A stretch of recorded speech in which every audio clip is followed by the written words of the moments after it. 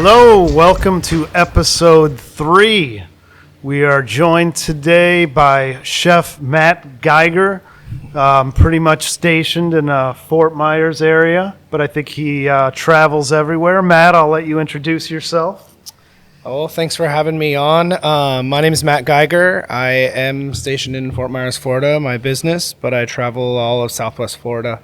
And I've been cooking in the area for about 6 years now, and Southwest Florida has been pretty good to me so far. So, Matt, let me ask you, as far as the areas, how far would you go north? How far south? Tell me kind of the areas you cover. We stick to Naples to kind of Punta Gorda mostly.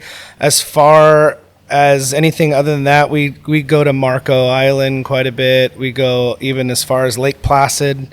It just depends on the job and, how bad you want services. Sure. Sure. Yeah. Do the drive, just charge extra. Yeah, we got to charge for it because it's not really my thing. I don't mind taking the hour or two drive, but finding the staff to do it is definitely going to be, challenge. Has to be a little bit incentive for them to drive so far. Sure. So, well, for all of you that don't know, me and Matt know each other pretty well. We've given each other jobs back and forth here and there. Yeah. Some bigger jobs, like people know, like with my thing, I don't do like really big jobs. Like maybe I'll cook for like 30 and under. That'd pretty much be my level. And Matt here likes to do more weddings and kind of like bigger events. Why don't you talk about kind of your niche? As far as niche goes, we try to be, accommodating to everybody. It has to be worth our while and it has to be mutually beneficial for us and the client. So as far as small parties go, we have, our limit on how much or how little basically you could spend. But as far as amount of people goes, we don't discriminate. If it was a very large event, like 500, 500, not even 500, more than that. 500 we could handle.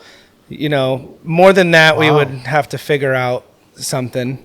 But yeah, we can handle up to 500 pretty typical. Right now on the weekends, we're typically serving between 200 and 300, depending on how many events we have. Wow. What's the biggest you've done? Within the last, since you've gone on your own. Okay, so since I've gone on my own, the most we've done with my company is 300. That's good. Small is small menu, nothing crazy, nothing elaborate, just good food, but yeah, nothing crazy. When you get into big numbers like that, you can't go too wild on the menus. Yeah. So let me get into this. I haven't seen you in a while, and I don't think I've ever met anybody who's gone through more changes in a short amount of time. I think this guy, he got married. He's about to have a child. Tell me all about what you got going on there. Well, I guess in the last 2 years, I've been cooking for about 16 years, and I was the head chef for another catering company for, 4 years. And in that time, I was lucky enough to have her support me while I was growing my business. And I was doing simultaneously both for, 2 years of that 4. And now, did you guys meet on the job? Was she a server? How'd you guys meet? My wife. Yeah, your wife. She actually owns a restaurant locally. Oh, wow. And I frequented her restaurant. So it was kind of a love connection at a restaurant. Yes. She was your server? Yeah. That's great. And after about a year of going there, you got the courage. Hey, let's go out for a movie. Yeah. And basically, I was doing a step in at a sushi bar one night, and I was like, come in and get some sushi, and hang out with me while I'm working. And wow, that was it. So does she have a lot of cooking skills herself? She does. Does she help you? Sometimes. Really? Yes. So she can get the knives going and chop and dice and all that? She does. Sometimes it's hard having two very leadership type people in the same room. Sometimes there's arguments about how things should be done. So, but yeah, she does help. She's super supportive. When I need it, she's there. And congrats on the birth, or you're about to have a child. So in the last 2 years, not only have I gone on my own business, but I also got married this last January, and then now we're pregnant. So that's awesome. Yeah. So you're gonna have a lot of fun. Having a child is one of the greatest things. You're gonna have a lot of fun. Yeah. But now keep in mind, this is gonna slow you down a lot. I don't know if we're gonna be taking jobs for 300 anymore.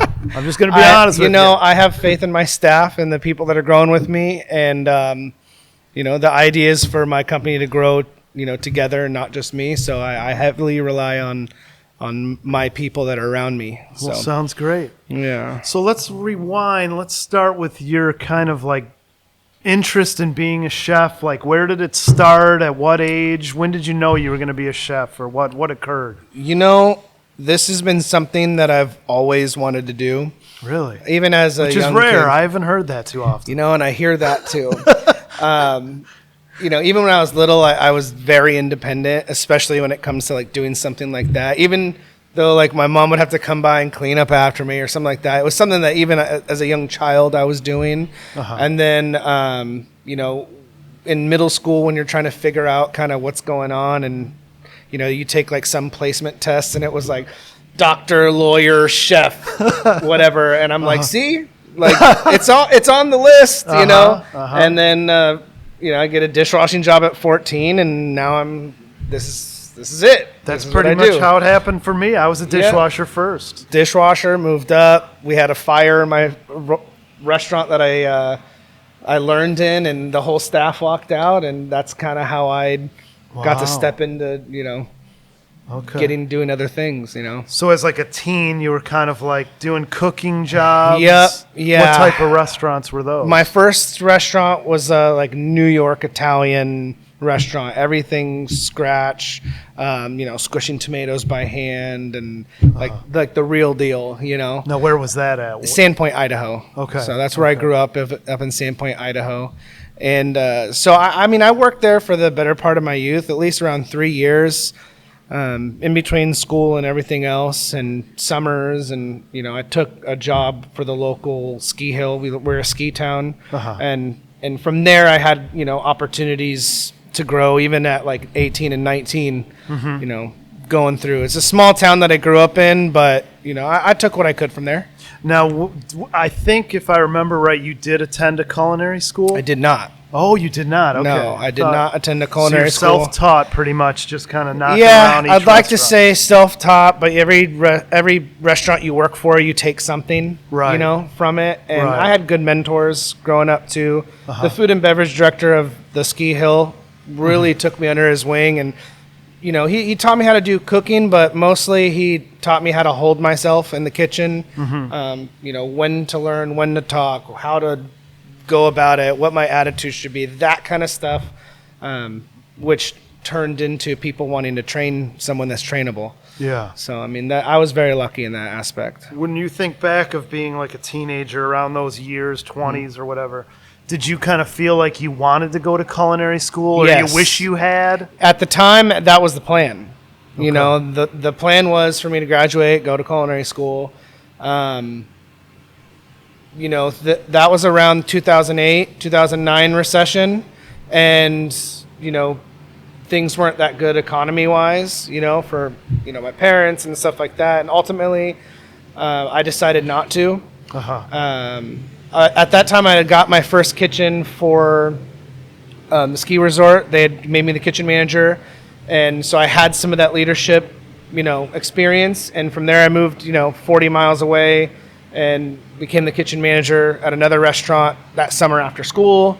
And I was going to do some local culinary classes. Yeah. And, a semester in, I was like, it cost me $4,000 to relearn algebra.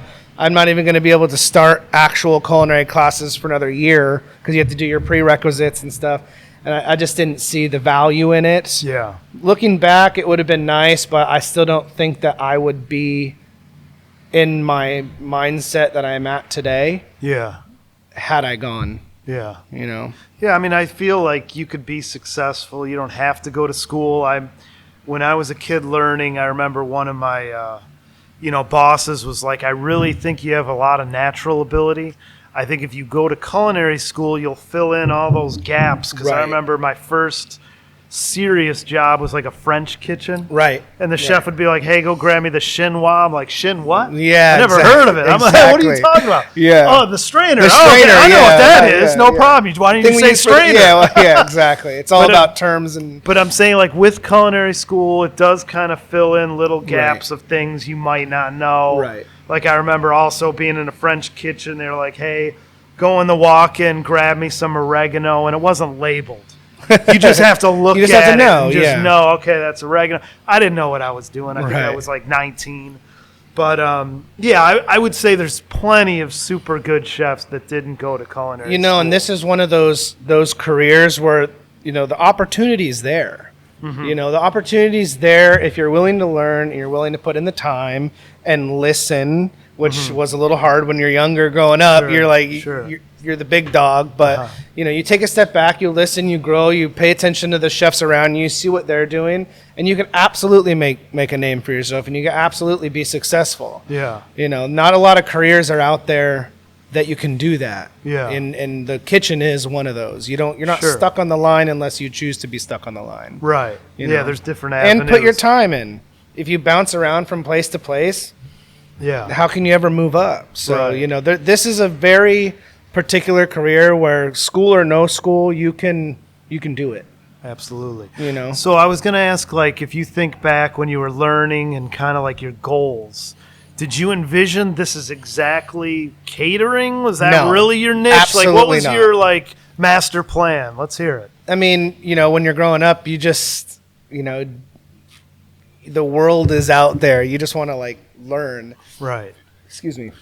And at the beginning, I was working in an Asian restaurant, and it was really cool to learn the Asian fundamentals of cooking because they're so much different than French fundamentals of cooking, there's even a though lot of detail. they go back and forth. But so that's always been kind of my niche is this Asian style of cooking. And the chef that I worked for there, I mean, his mom was a Japanese ambassador. He grew up, in Japan, and I mean, this guy knew what he was talking about. And going back, I would have taken more from him than I did. I kind of took it for granted, but catering was never really even in the scope until I moved to Florida. When I moved to Florida, I got a job at another Asian restaurant, a sushi joint in town, and after about a year there of being their kitchen chef, I wanted to step back and learn something, and I kept pushing to be able to get on Sushi Bar. And it took me about a year and a half for them to even give me a shot. Okay. It took a lot of prep and stuff that I did for their side, and a lot of things that I would do above and beyond my job. Yeah. And then I ended up doing sushi for another 5 years after that. So in my mind, I wanted to open up like a small sushi restaurant. Now I took on other opportunities that I thought might have been better, and they put me in a position to where I was looking for a job for the first time in 5 years, and I found a catering job. There you go. And, it's super stressful and hectic, but it always comes together in the end. Yeah. And it was just a different kind of stress. Right. Instead of tickets spinning out at you all night where the things had to get fulfilled right away. Yeah. Now you can plan out your week, you can plan out things, you can take things on, even though you have this big fee, but you can work around things. It's just a different animal, and I loved it. Yeah. So I started catering. See, for me, like as a kid, I like starting out, I thought, okay, first idea, I'm gonna be a restaurant chef. I'm gonna own a restaurant. Right. People are gonna come see me from Right. far away. They're just going to want to check me out. It'll be great. Then you go through culinary school. You get a couple jobs. You're like, you witness some stuff in the restaurants. Real and you're life. like, I don't know if this is for me anymore. Then I moved to Florida. I'm originally from Michigan. People know. But I moved to Florida, and then my first experiences were country clubs. So I'm like, okay, now I want to be a country club chef because you're kind of around – like serious individuals. I was around all kinds of people that were very trained. CIA grads, Johnson & Wales. Everybody next to me was very level to me or even better. Just really higher caliber. So I kind of like that because with restaurants, you're going to kind of get, hey, you're not that great, but I'm going to work on your talents. We'll get you there. Right. But these guys. It's 1 in 20. But you go to the country clubs, they're usually top level. You know, they're higher caliber. Right. And then when I finally got the job of being like a head chef of a club, I didn't like it because way too many politics. So much politics. You got to meet with these members and they want everything for free. They don't want to pay for it. Right. They're like, why can't I have lobster and steak for $20 per person? Right. You know, it's just, I pay this much dues a year. Right. They try to talk you into everything, and I hated that. And I was like, you know what? I don't want to be a country club chef. And then it just kind of fell in my lap where I got after the club business, it got sold and we were out of jobs. Really? And I got lucky where I worked for a family full-time for 3 years. Oh, my gosh. So 5 days a week, I was with one family doing lunch and dinners. Okay. So that started me on this thing of private stuff. Right. So when I was like, man, this is awesome. I got air conditioning. Yeah. I'm staring at the ocean right here. This is awesome. This is what I want to do. Right. So that's how it worked for me. Okay. I mean, I know I don't consider myself. So how did you go from working for one family to working for dozens of families or more? Again, that job ended because financially, hey, not everybody can afford a chef 5 days a week. Forever. Yeah. So 3 years is a really good run. Mm-hmm. I tell anybody, if you're a private chef working for a family and you get 3 years, consider yourself super lucky. Super lucky. You would be lucky to get 1 year, let alone 3. Right. So yeah, financially they took like a little bit of a lull there. I got let go. And then what happened is I met with another chef that's doing the same thing as me. Okay. And it was a lady chef that took me under her wing where she was going to take another job traveling on a boat. Really? So I took over all her clients for about a good year. Oh, wow. She was going to travel for a year. Right. So I took all her calls, all her trusted business. You to take on and you know what's people. Funny? Right. Never had any of my food. Right. Just trusted me. Okay. That, you know what? I think this guy knows what he's doing. Right. I just got That's lucky. a judgment of character. I guess and so. How I guess so. But we're still friends confident, and we still give each other clients. Chef Kathy, I love you. But anyway, so that's how it started. Okay. And then I just created a website. Right. And then you're off to the races. Yep. And it's like I kind of look at it, it's like high reward with really high risk. Right. Because if people don't call, can't afford your cars, can't afford your house, what are you going to do? Right. And I just been really blessed that, with my business, just so you know, I've done 10 years. Right. So the thing is, if you put 10 years into something, you should stay pretty steady. Right. Hopefully. Right. So I feel like I've put in my time and it's all worked out. Yeah, and I found that too, that once I got, when you're first starting, you're like, what do I do first? Do I go hire people first, or do I do this first, or what can I afford to do when I'm starting the business? And when I got my website and Google up, I started getting calls. Not a lot, maybe one a week. Yeah. Maybe. You got to start somewhere. At the beginning, and but it's because you were there when they searched, and you're there. Mm-hmm. If you're not there, you're not going to get the call. Mm-hmm. So I think the website and getting put on the internet nowadays is the first thing anybody should do, maybe even before they open. Yeah. Because just to get out there. Yeah, because when I started, I was on like page 5 of Google. Oh, yeah. Now I'm on page 1, top 3. Yeah, and a few things I did when I started too is I fed a lot of people for free. Mm-hmm. Just to get Google reviews. Name and just get to out get there. that stuff. I had...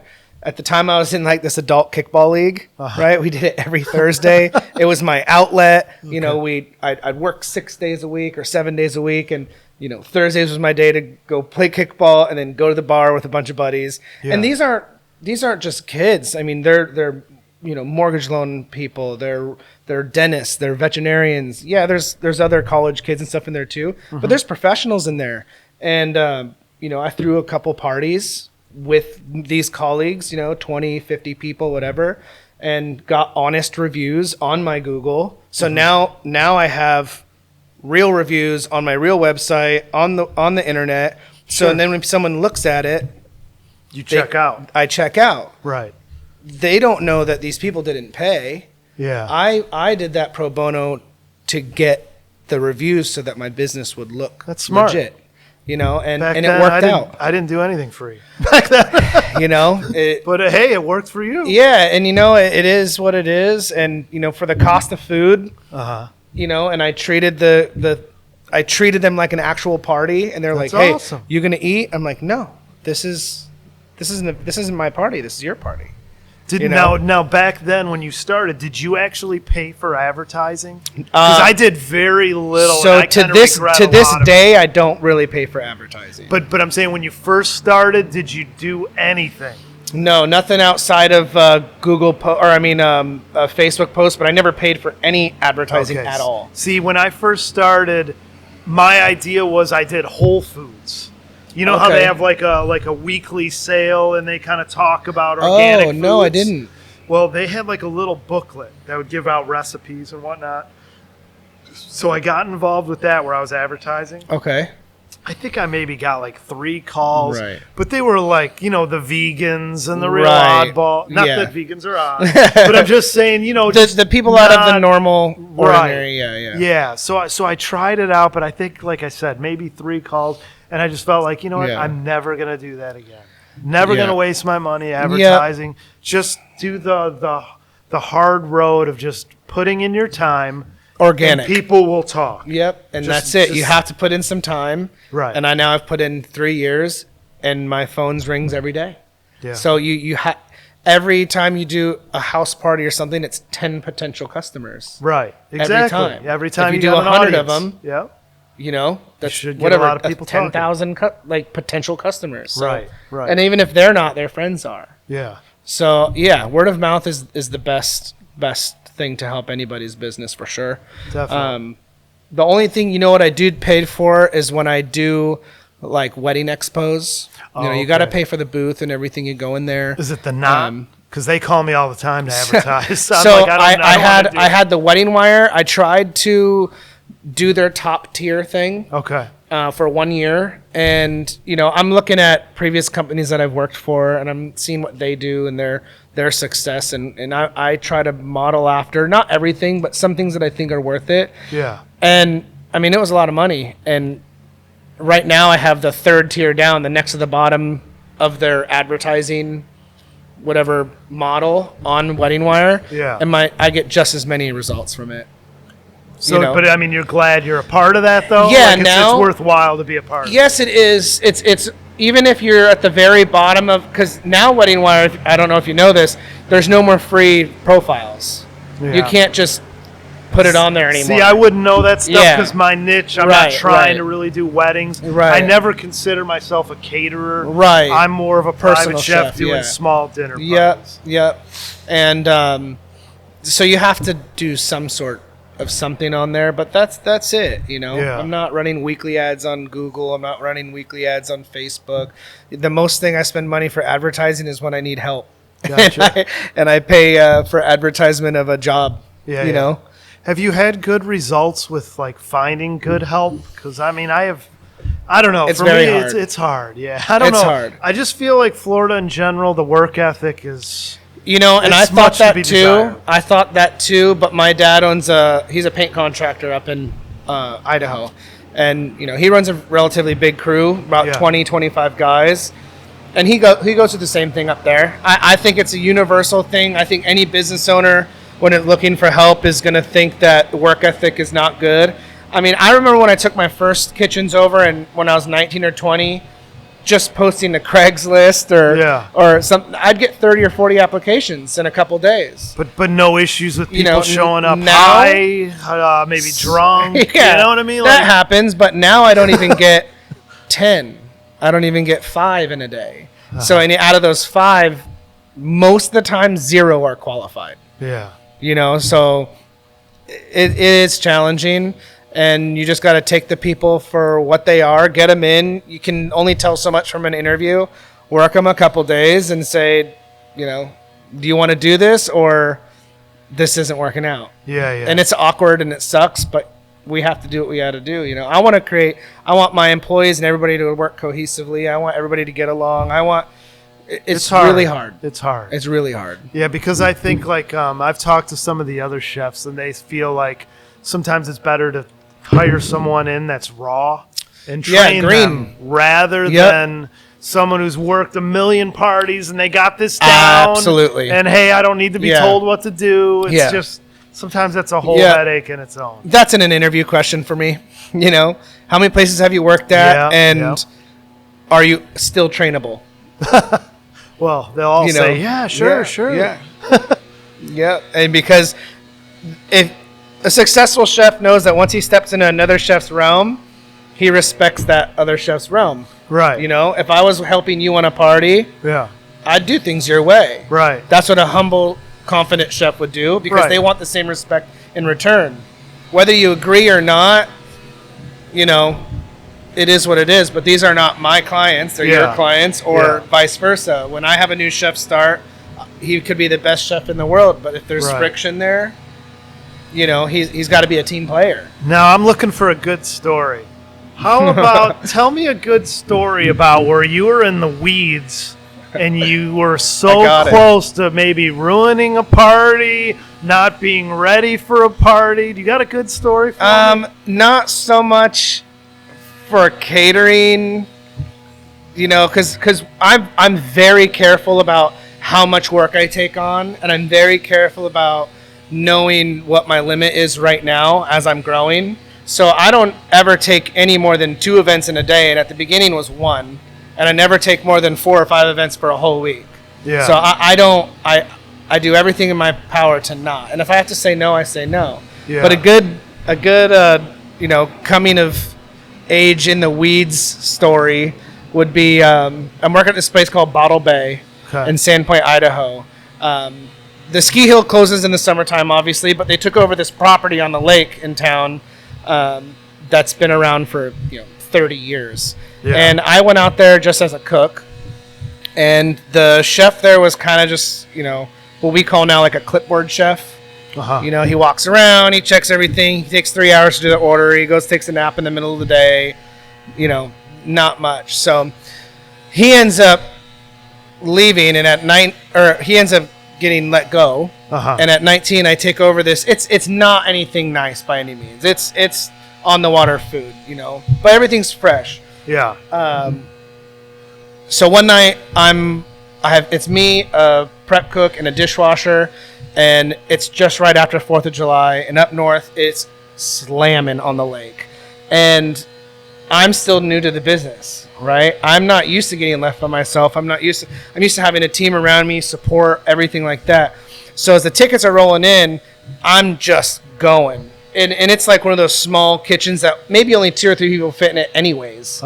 And we're slamming food out, and the tickets are going. And I mean, there's like 3 tickets, okay, 5 tickets, okay. And I'm still putting them out. Now it's getting like 6 tickets. And the rail only holds about 12 tickets. Right. And I got a pile. And then I'm putting them in the back. And I start losing it. I'm not used to that pressure. Right. I'm used to pressure. I mean, look, being a line cook sucks. It's crazy. Hard. It's hard. So the term I've come up with now is your kitchen metabolism. How fast you can read tickets, digest what's on there, the order of putting things in, and then getting it out. Just go. And in that moment, I was breaking down. I had tears rolling down my eyes. I'm like throwing salmons on and battering, like we're battering fish and chips to order. And I'm like, why the fuck are we battering fish and chips to order? Like there's 300 people out there, whatever. And so I called the food and beverage director, because even though it wasn't his place, he's of all Schweitzer Mountain Resort is the ski resort. He covers everything. So he's like, well, I'm 40 minutes away. And I'm like, come here now, please. Rather, I didn't. I had the manager on site say, come here now, please. I'm in the weeds. I'm dying. Like, we're going down. Yeah. And, by the time he gets there, the prep lady was like 100 years old. She's slinging out like 1 or 2 salads, whatever. She can't do anything on the hot side. The dishwasher's just sitting there freaking out because the stuff's coming in. All he has is baskets and all this stuff. So it's like I just felt defeated. And, by the time he got there, I was like down to my last 2 or 3 tickets. Everything was on. So he comes in. He's like, what do you need me to do? I'm like, just look at the tickets. He's like, he starts basically expoing for me. You need 3 burgers down. I'm like, I got it. He's like, you need these fish and chips down. You got it. You need 3 salmons down. You got it. Did that help you out a lot? It did. But this is the funny thing, is that by the time he read all that stuff out, I had already had everything down. Yeah. So he turned around to me and he said, the feeling that, this is why I say he's like one of my biggest mentors and taught me how to act and everything. He's like, that feeling you have right now, that's panicking and that's just defeating you right now, will never go away. Yeah. He's like, but what the fuck am I doing here? Uh-huh. You're covered. You're fine. Yeah, yeah. Everything's there. Yeah. Don't call me again. Yeah. You know? And at that moment I was like, kind of like put it into perspective, like the end of the night's coming, the event's going to be over or whatever it is.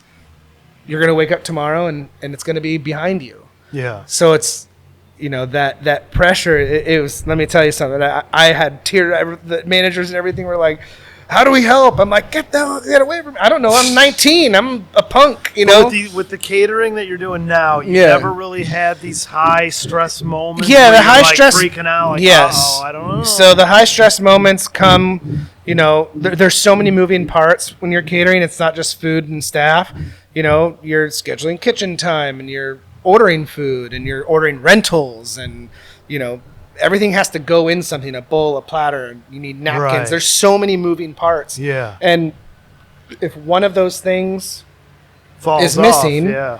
and you're on site, you're not at a kitchen with a huge walk-in. You're not next to a rental company, or you're on site. You're in someone's home, Right. or you're out on a beach somewhere. Right. And that has happened a few times, but no events gone missing things. Okay. And if we were missing things, we've made it happen. And 99% of the time, the customer would never even know that it's happened. It was an internal kind of freak out, and you know, we handle it to the best of our ability. You know, Gotcha. Catering, and I'm sure private chef too. You're not in your comfort zone. You're not in your house with your stuff. If you take it on site, you're responsible for it. Right.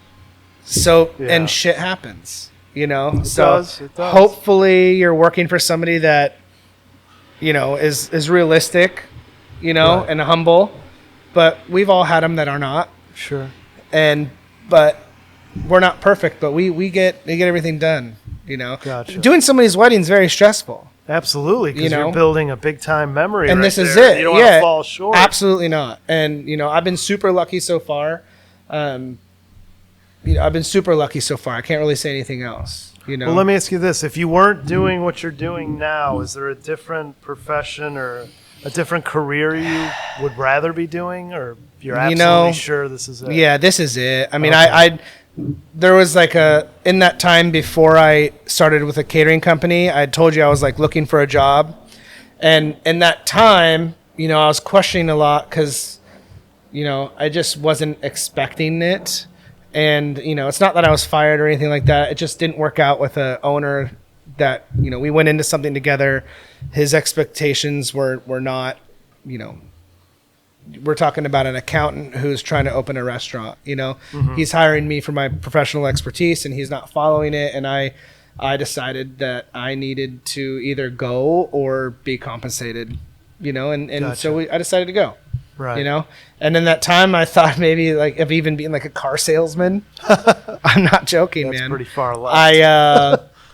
I filled out a couple applications. I went to a couple interviews. They're like, Yeah. "You have 12 years of restaurant experience. What are you doing here?" Yeah. And I'm like, "Right, Right. I should be some. I gotta go." Yeah. You know, the idea of it sounded good, and I feel like I'm good enough to talking to people, but I need to be where the action is, you know, Right. sometimes. Not necessarily in the weeds or stressed out, but I like a little bit of pressure, you know? Me too. I mean, I think Yeah. we're all kind of driven by that anxiety and Yeah. kind of rush, Right. or else we wouldn't. There's be, no better, even if you go back to your line cooking days, there's no better feeling than like a rush that goes out flawlessly. And they're like, "Oh, we did 400 covers." And you're like, "What? Right.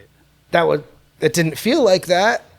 And you're like, "Man, like that's the, Right. that rush never goes away." So Well, Matt, I'm going to get you out of here. I just wanted Perfect. to ask you, do you want to plug anything and tell the people what you're up to and where to find you? well, right now, you know, I'll plug my catering company is called Savour First Choice Catering. We serve all of Southwest Florida. We do corporate events, weddings, anywhere you need food service, rentals, that kind of thing. And I have a couple things other in the works right now, but I don't really want to disclose it. That's Maybe fine. in another Whatever you're couple comfortable. months. Maybe we'll have you back on season 2. Yeah, something. But I need to the end of summer to really let people know. All right, cool. Well, thanks for coming on, and I think you were a great guest. And, Awesome. Cheers. Look forward to seeing more of your stuff. Definitely. Appreciate it. Have a great day. You too.